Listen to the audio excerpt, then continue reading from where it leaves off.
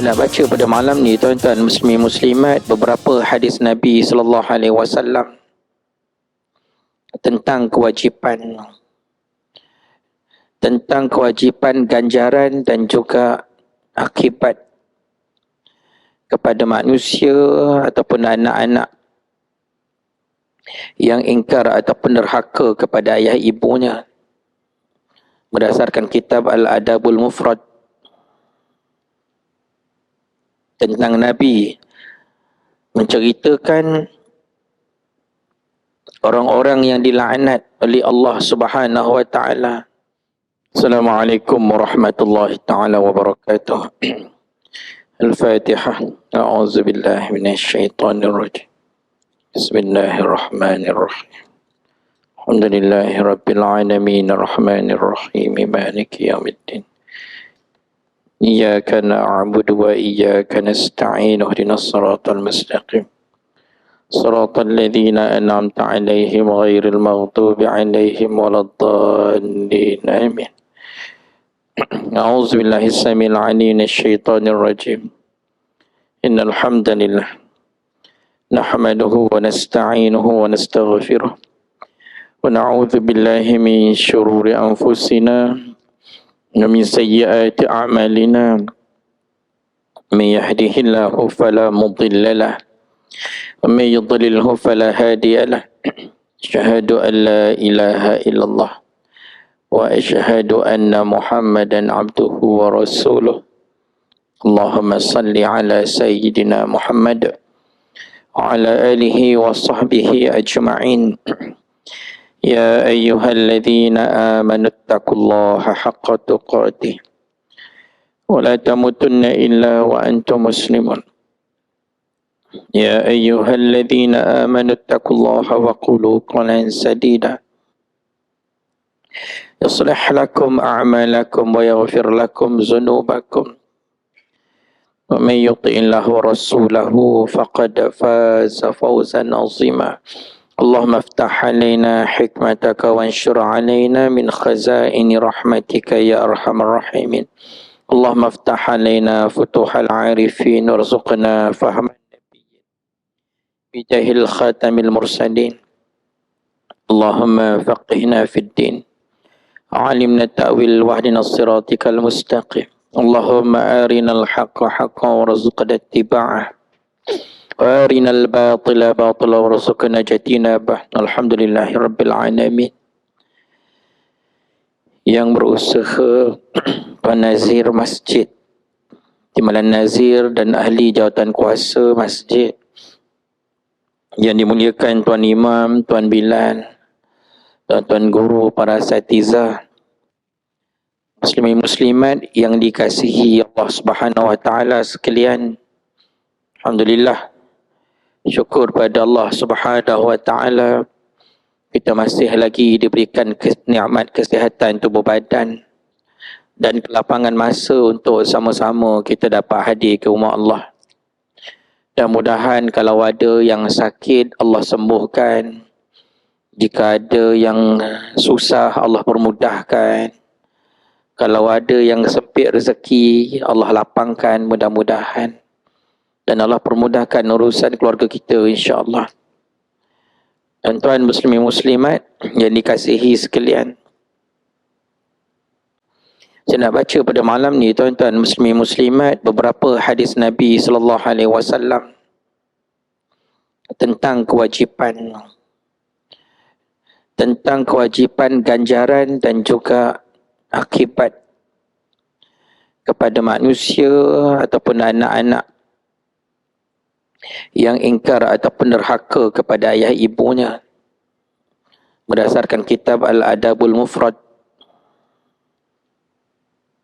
Tentang Nabi menceritakan orang-orang yang dilaknat oleh Allah Subhanahu wa taala, yang Allah melaknat manusia ini kerana dia melaknat derhaka kepada ayah dan ibunya. Daripada haddatsana Amr bin Marzuq qala akhbarana Syu'bah an al-Qasim bin Abi Bazzah an Abi Tufail qala su'ila Ali hal khassakum an-nabi sallallahu alaihi wasallam bi syai'in lam yakhussu bihi an-nas kafah qala ma khassana Rasulullah sallallahu alaihi wasallam bi syai'in lam yakhussa bihi an-nas illa ma fi qirabi sayfi thumma akhraja sahifah fa idza fiha maktubun la'anallahu man dhabaha li ghairillah la'anallahu man saraqa manar al-ard la'anallahu man la'ana walidayhi la'anallahu man awa muhdithan.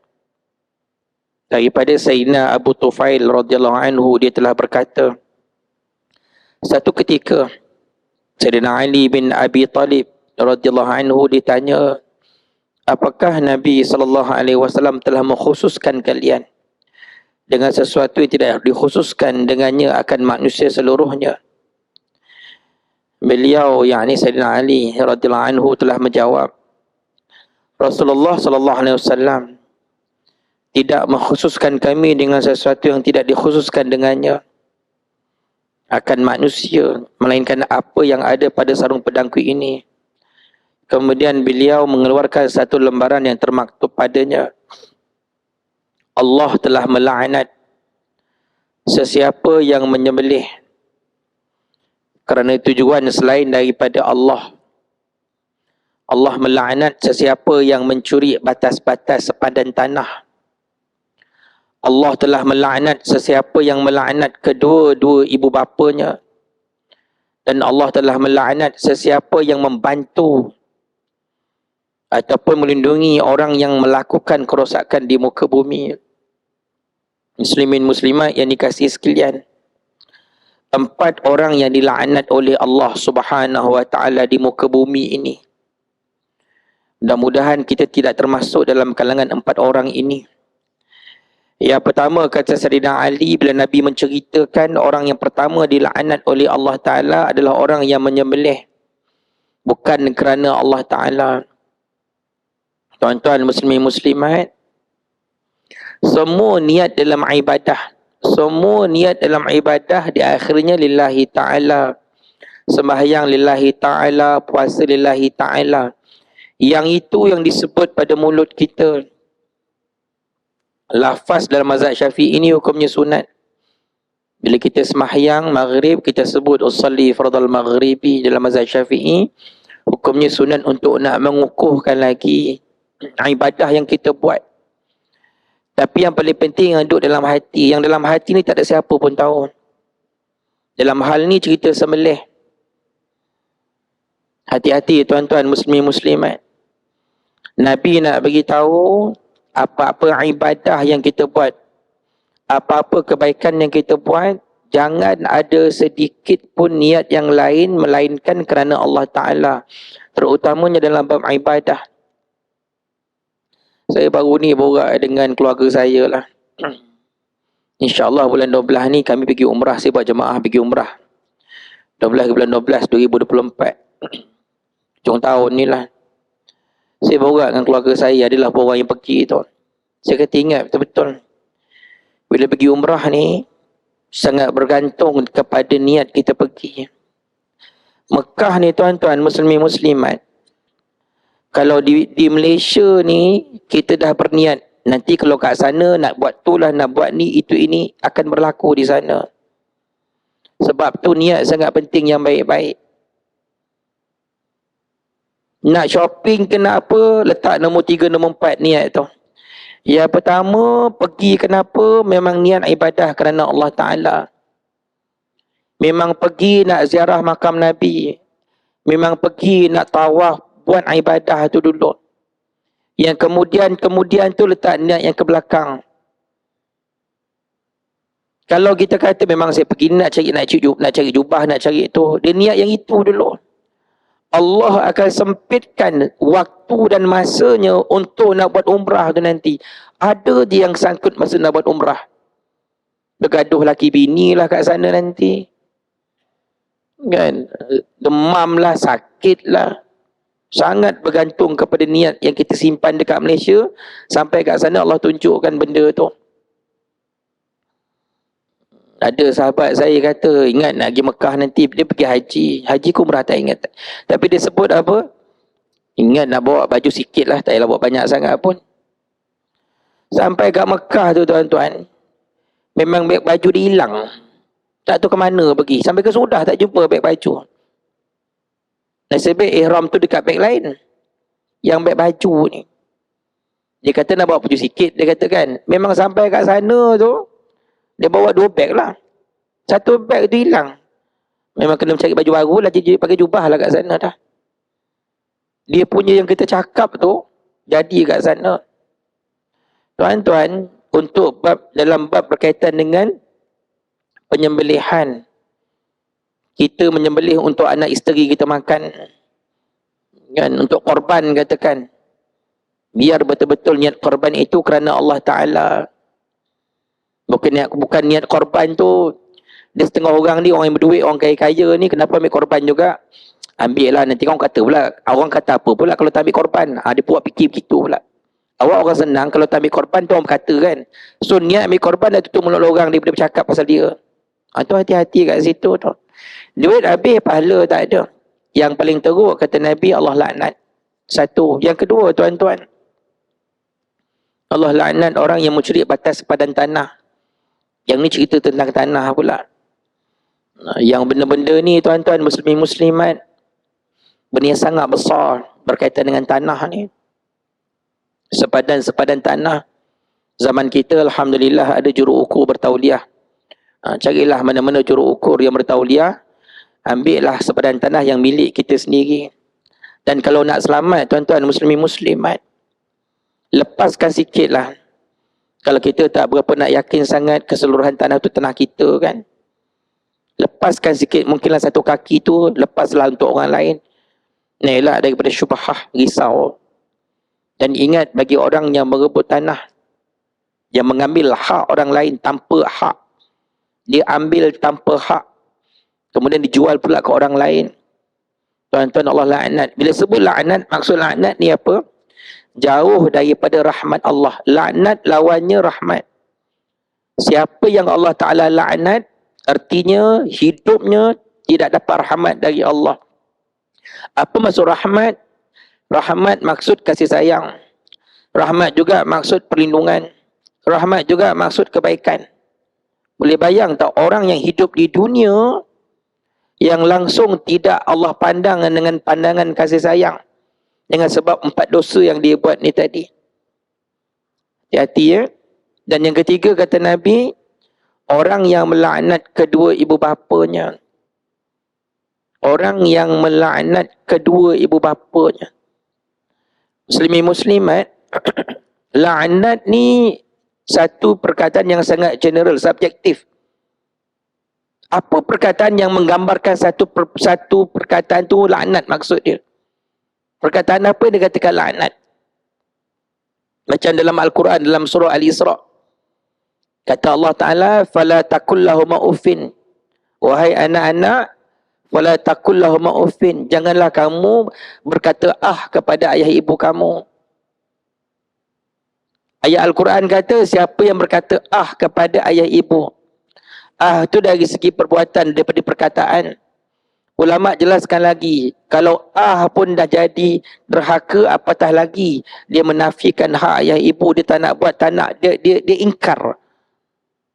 Dia huraian ulama tu panjang.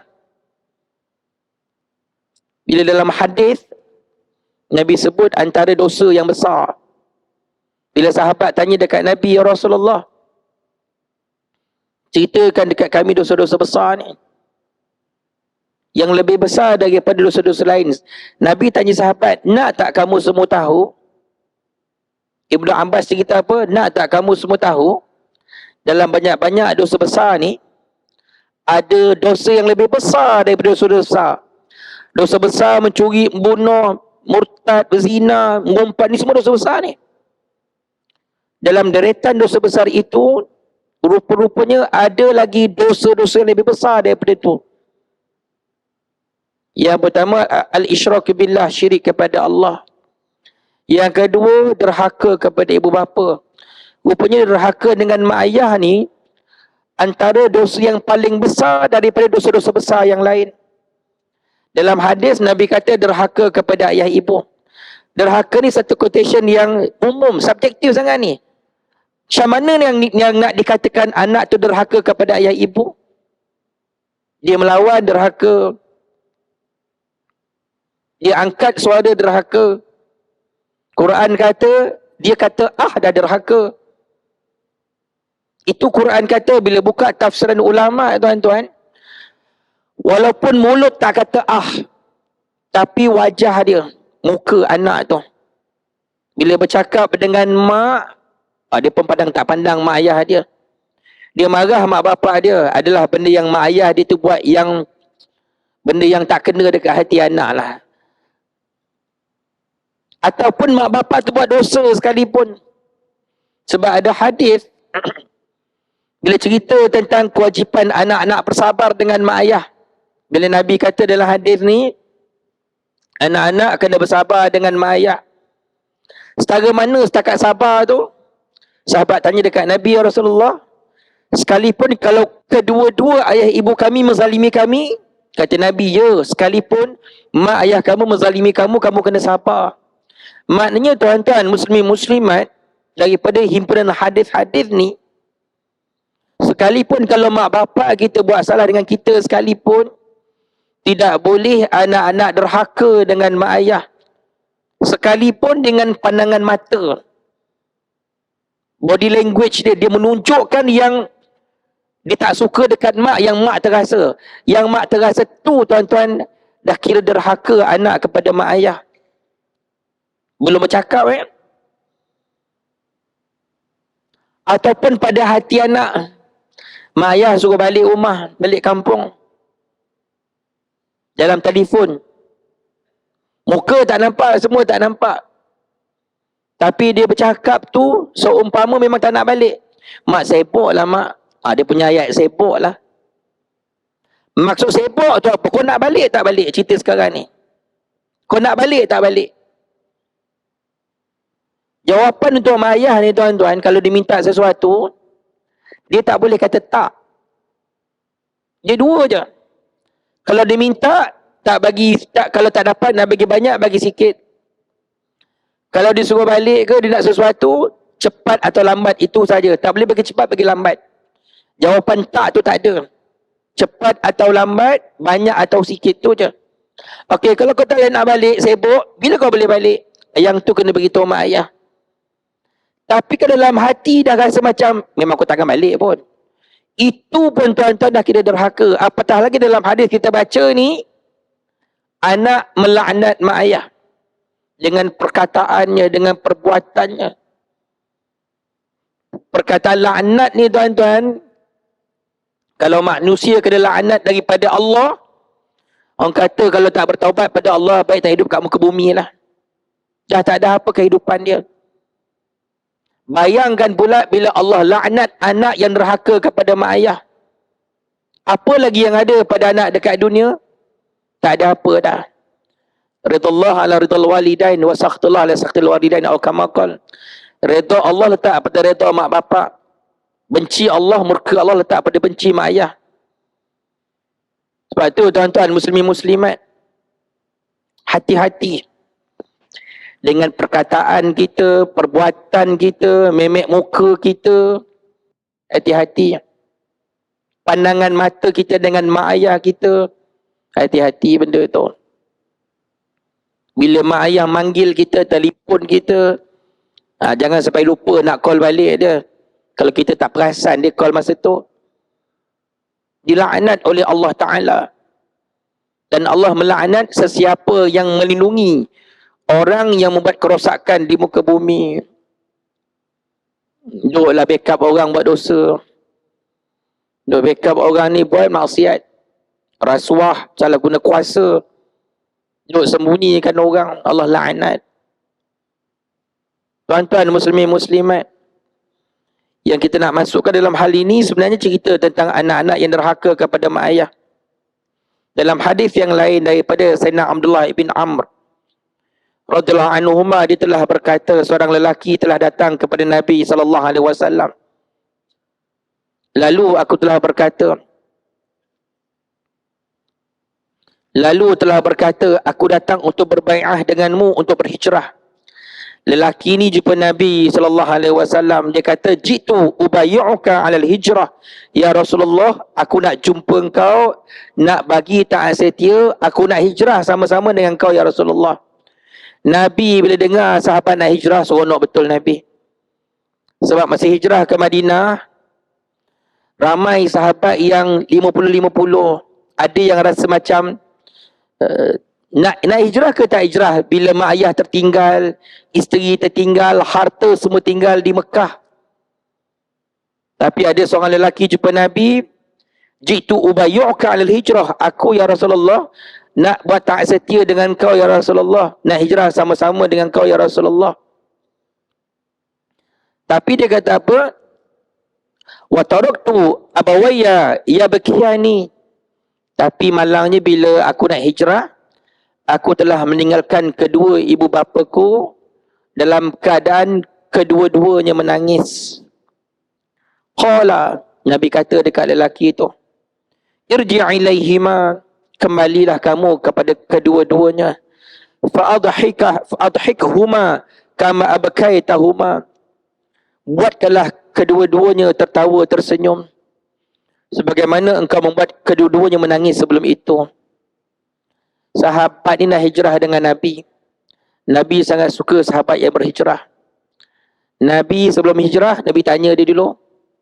Dia cerita pasal mak bapak dia menangis. Kalau dah menangis mak bapak engkau, tangguh dulu hijrah. Walaupun saat ini Islam sangat memerlukan kau berhijrah. Tuan-tuan, muslimat, hijrah ni jihad yang besar. Tapi Nabi kata, kau balik dekat mak kau dulu, balik. Bapak kau dulu. Gembirakan dia dulu. Nabi nak beritahu, kau gembirakan mak bapak engkau ni, jihad yang lebih besar daripada hijrah tu. Macam mana kau buat dia menangis, kau pergi balik dekat mak bapak kau, gembirakanlah. Hadis dia juga terpakai kepada kita, tuan-tuan muslimat. Siapa yang pernah membuat mak ayah dia menangis sebelum ni, kembali kepada mak ayah dengan menggembirakan mak ayah kita. Dengan apa-apa yang dia nak, yang menggembirakan dia. Ini hadis ni tuan-tuan, muslimat. Termasuk juga satu lagi hadis Nabi SAW.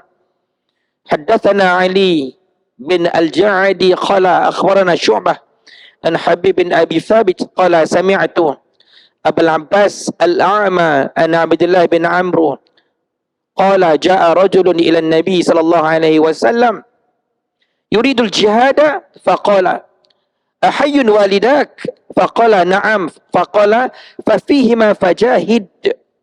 Daripada Sayyidina Abdullah bin Amr. Sayyidina Abdullah bin Amr radhiyallahu anhuma, beliau berkata, telah datang lelaki kepada Nabi sallallahu alaihi wasallam. Dia kata dekat Nabi, apa ya Rasulullah? Aku nak berjihad bersama dengan kau ya Rasulullah. Orang offer dekat Nabi nak perang mati syahid sama dengan Nabi. Punya seronok Nabi. Mula-mula zaman Nabi tuan-tuan, berjihad ni mula-mula volunteer. Siapa nak ikut, ikut. Ikut.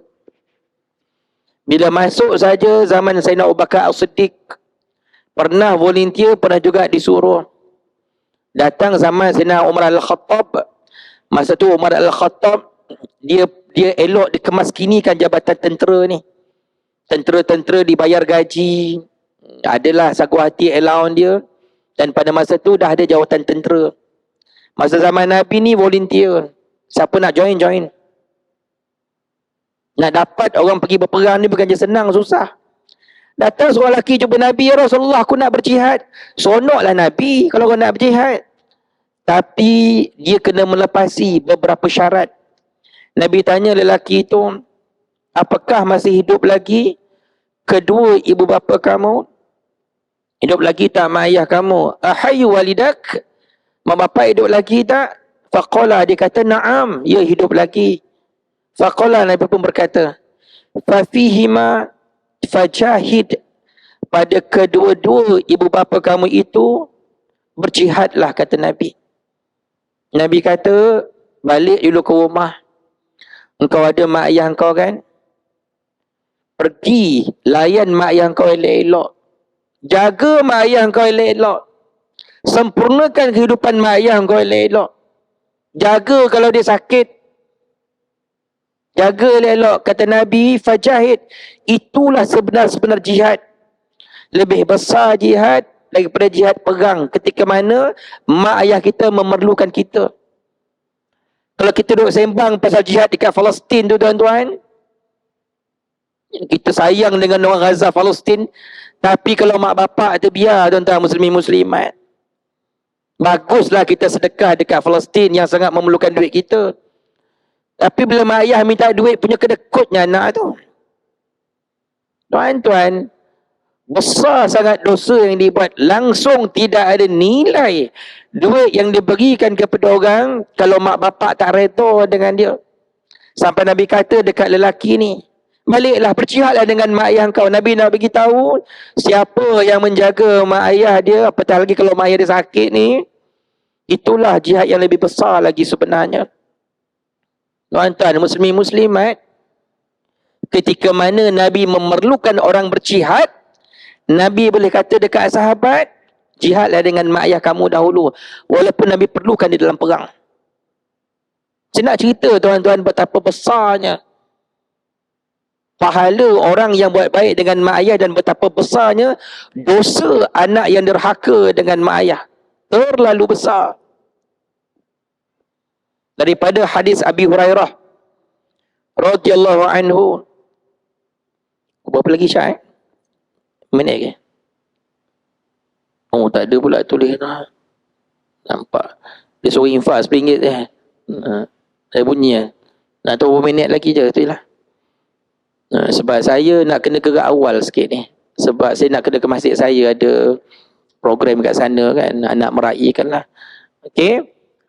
Tuan-tuan muslimin-muslimat tengok dalam hadis Abi Hurairah radhiyallahu anhu, anin Nabi sallallahu alaihi wasallam qala raghima anfuh qalu ya Rasulullah man qala man adraka walidayhi 'inal kibar aw ahaduhuma fadakhala an-nar. Daripada Abi Hurairah radhiyallahu anhu, Nabi sallallahu alaihi wasallam bersabda, sungguh terhina, sungguh terhina, sungguh terhina. Nabi sebut perkataan sungguh terhina tu 3 kali. Nabi SAW ni tuan-tuan, sangat jarang mengulangi perkataan. Jarang.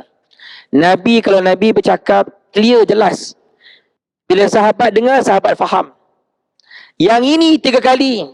Sungguh hina kata Nabi. 3 kali. Nabi nak bagi tahu hina sehina-hinanya manusia ni. Bukan sikit-sikit punya hina. Sehina-hina. 3 kali Nabi ulang. Sahabat tanya, ya Rasulullah, engkau cerita pasal siapa yang terhina ni? Baginda bersabda, sesiapa yang sempat melihat kedua ibu bapanya yang masih hidup, atau salah seorang daripadanya yang masih hidup, sampailah ketika sudah tua, tetapi dia tetap masuk ke neraka kerana tidak mengambil peluang berbakti kepada kedua-duanya ataupun salah seorang daripada kedua-duanya. Direct Nabi kata, sangat hina anak ni. 3 kali Nabi ulang. Memang kena laknat anak ni. Mati masuk neraka. Sedangkan dia hidup bersama dengan mak bapak dia sampai mak bapak dia mati. Tapi tak ambil peluang untuk nak berbakti kepada anak, kepada mak ayahnya. Tak ambil peluang untuk nak menjaga mak ayahnya. Tuan-tuan muslimin-muslimat, saya tekankan dulu hadis ni buat anak-anak lelaki. Ni anak lelaki ni, yang masih ada mak ayah yang masih hidup. Selagi mana mak bapak tu tak mati, ataupun kita tak mati lagi, dua-dua masih hidup, takkan berhenti tanggungjawab anak lelaki menjaga ibu bapa yang tua. Tak berhenti. Beza dengan anak perempuan. Anak perempuan terikat dengan suami. Dia boleh bawa mak bapaknya ke rumah dengan izin suami. Suami kata bawa, bawalah. Tapi anak lelaki, kita anak lelaki, hakikatnya tak perlu nak minta izin daripada isteri nak jaga mak bapak kita duduk kat rumah kita. Rumah kita. Cumanya kena beritahulah sekadar kita nak menghormati isteri kita. Jangan bagi apa-apa alasan yang tak munasabah lah.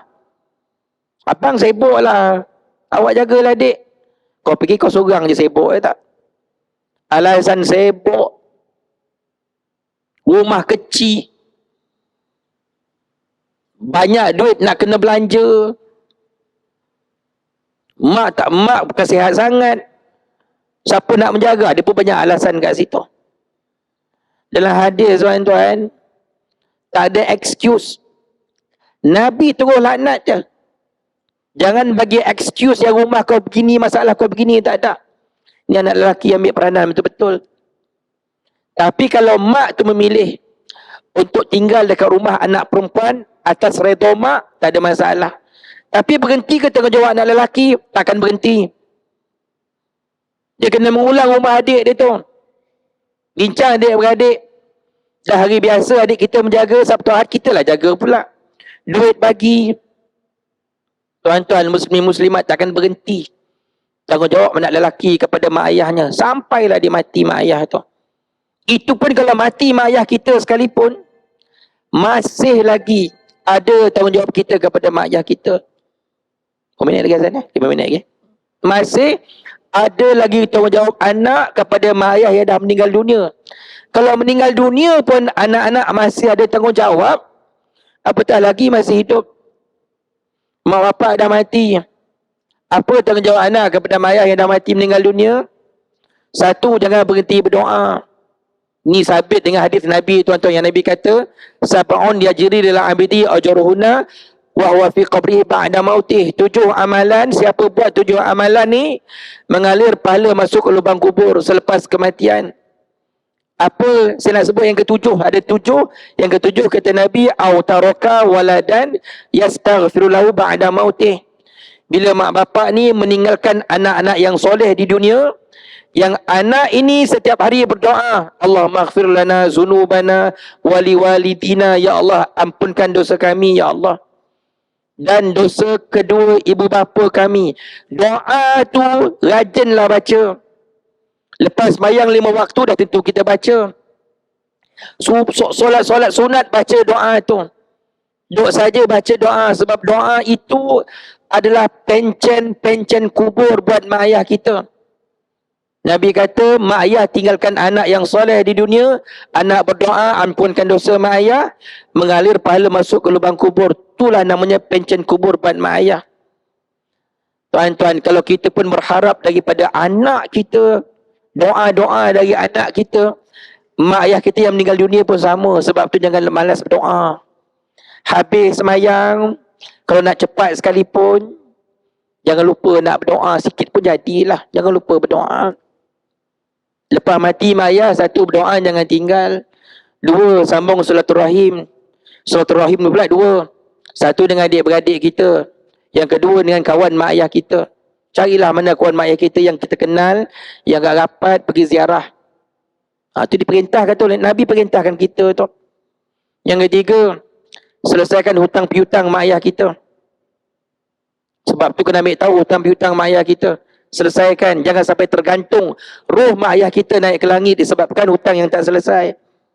Dan yang keempat, kalau ada lagi lah duit-duit yang ditinggalkan pada kita, ataupun kita sebagai anak, sedekahkan pahala. Kalau kita infak dekat masjid, ya Allah, sikit pahala aku untuk mak ayah aku, ya Allah. Ada lagi untuk mak ayah kita. Itu mak ayah dah meninggal dunia. Kalau hidup ni macam mana tuan-tuan? Lebih besar lagi muslimin-muslimat. Sebab tu kata Nabi SAW, celakalah kata Nabi, hinalah anak-anak yang kau biarkan mak bapak kau begitu saja, langsung kau tak ambil tahu. Habis macam itu je. Tuan-tuan muslimin-muslimat, rajin-rajinlah. Seminggu sekali ke, seminggu 2 kali telefon orang tua kita yang kat kampung tu kan. Tanya khabar. Tanya apa keperluan dia. Walaupun dia senang sekalipun dia tidak ada apa-apa keperluan yang dia nak, tapi bertanya khabar sebagai menghormati dia sebagai mak ayah kita. bila kita kenangkan hadis Nabi SAW. InsyaAllah tuan-tuan, yang terakhir kata Nabi SAW, man barra walidayhi tuba lahu zadallahu azza wa jalla fi umri. Barang siapa berbakti kepada kedua ibu bapanya, keuntunganlah baginya. Nabi kata siapa berbakti dengan mak ayah, beruntunglah dia. Beruntung dua keadaan. Di dunia Allah bagi ganjaran, di akhirat Allah akan sambung lagi ganjaran. Sebab tu buat baik dengan mak ayah, dunia akan dapat ganjaran, akhirat dapat ganjaran. Tapi ingat, derhaka dengan mak ayah, dunia juga kena azab, akhirat juga kena azab. Tak berhenti kat situ, kata Nabi, Allah juga akan menambah umurnya.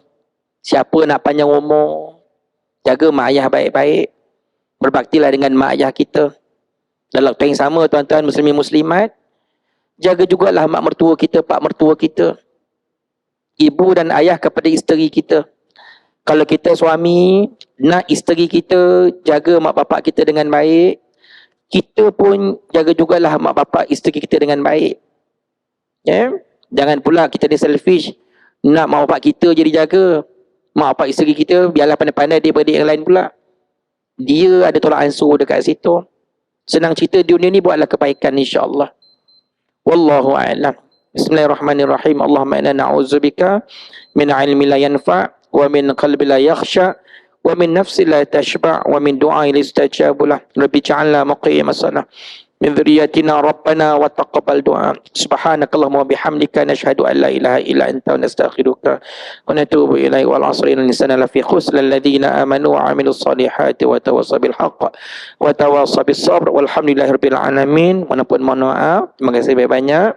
Assalamualaikum warahmatullahi wabarakatuh.